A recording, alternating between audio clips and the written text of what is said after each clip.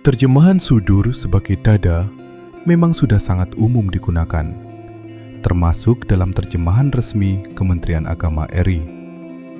Namun dalam kajian akademik, sesuatu yang umum belum tentu paling tepat secara konseptual. Masalahnya bukan pada teks Arabnya, tetapi pada penyempitan makna dalam penerjemahan. Kata sudur, jamak dari sadr dalam bahasa Arab klasik, memang bisa berarti dada.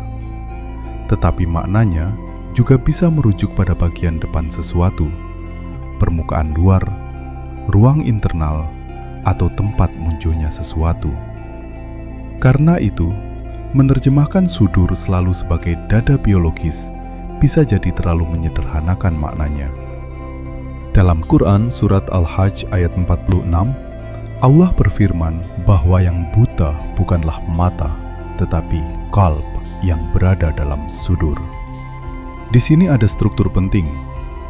Al-Quran menjelaskan bahwa qalb berfungsi untuk memahami, berakal, dan merenung. Tidak ada satupun ayat yang menyebut qalb berfungsi memompa darah. Semuanya menunjuk pada fungsi kognitif. Secara ilmu saraf modern, fungsi memahami dan berpikir dilakukan oleh sistem otak yang berada di dalam kepala. Jika qalb adalah pusat kognisi dan qalb berada dalam sudur, maka ada dua kemungkinan. Sudur adalah ruang kesadaran atau ia merujuk pada ruang anatomis kepala. Namun jika dipahami sebagai dada fisik, maka terjadi masalah biologis. Perhatikan Quran Surat An-Nas ayat 4-5 tentang bisikan yang masuk ke dalam sudur manusia. Secara empiris, bagaimana proses bisikan terjadi? Suara masuk lewat telinga, lalu dikirim ke otak. Otak memahami maknanya, kemudian otak menentukan respons.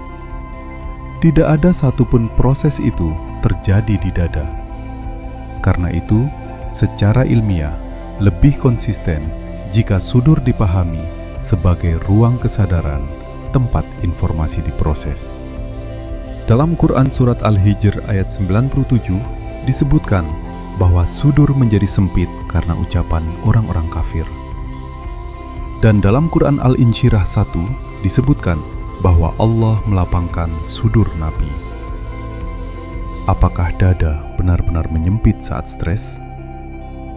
Secara fisik, stres memang meningkatkan denyut jantung dan tekanan darah. Tetapi yang terasa sempit sebenarnya adalah pikiran.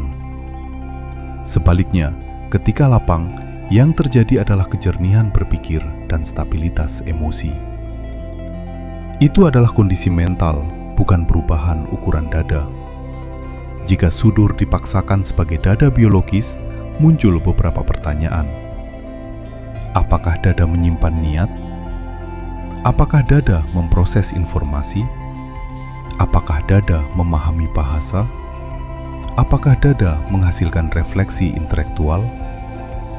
Semua fungsi itu berada di dalam kepala. Maka mempertahankan pemahaman literal tanpa mempertimbangkan fungsi biologis justru bisa membuat teks terlihat tidak rasional, padahal Al-Quran sangat menekankan pentingnya akal. Ada yang mungkin berkata, ini upaya menyesuaikan Al-Quran dengan sains modern. Jawabannya sederhana, tidak ada perubahan pada teks wahyu. Yang dilakukan adalah analisis makna dan konsistensi fungsi antar ayat.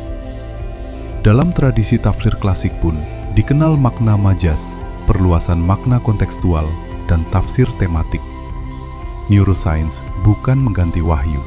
Ia hanya membantu menjelaskan fungsi biologis yang disebut dalam teks. Jika wahyu berasal dari Tuhan yang menciptakan otak manusia, mustahil bertentangan dengan realitas biologis ciptaannya. Masalah terbesar bukan pada kata dada, tetapi pada dampaknya terhadap pola pikir umat. Jika ayat dipahami tanpa rasionalisasi, maka Al-Quran berisiko dipersepsikan sebagai metafora mistis, bukan petunjuk operasional kehidupan. Padahal Al-Quran menyebut dirinya sebagai huda, bayinat, dan tibyan, petunjuk yang jelas dan bisa diterapkan. Sudur tidak memadai jika dibatasi sebagai dada biologis. Ia lebih tepat dipahami sebagai ruang kesadaran internal manusia. Secara anatomis, fungsi itu berada dalam kepala. Fuad berkaitan dengan respons emosional awal. Qalb lebih koheren dipahami sebagai pusat kognitif, bukan jantung biologis. Pendekatan ini tidak mengubah wahyu, justru menjaga agar wahyu tetap rasional dan tidak dipersepsikan sebagai dongeng. Saya Abu Musa, sampai ketemu di kajian berikutnya.